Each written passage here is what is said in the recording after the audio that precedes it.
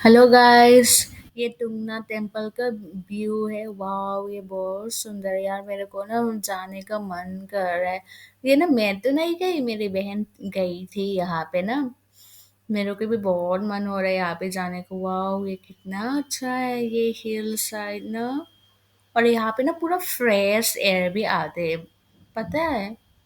मेरे को जाने का मन हो रहा है। वाह, मगर मेरे को डर भी लगता है ना, ये नीचे देखने में ना बहुत डर लगता है। फिर भी जाने का मन तो रहता ही है ना सबका। कितना अच्छा है यार। बहुत सुंदर है आए। यहाँ पे फोटो क्लिक किया तो बहुत सुंदर लगेंगे ना। पूरा व्यू पॉइंट भी अच्छा है, परफेक्ट है। और आई थिंक ये टेम्पल साइड में आ गया है। हाँ, ये टेम्पल ही है। हम्म। यहाँ पे बहुत सारे लोग भी आते हैं ना। हाँ, बहुत लोग आते हैं गाइस इधर। मैं भी जाऊंगी कभी ना कभी तो। प्लान बना के हम सब चलते हैं ना guys. Thank you guys for watching my video. Thank you.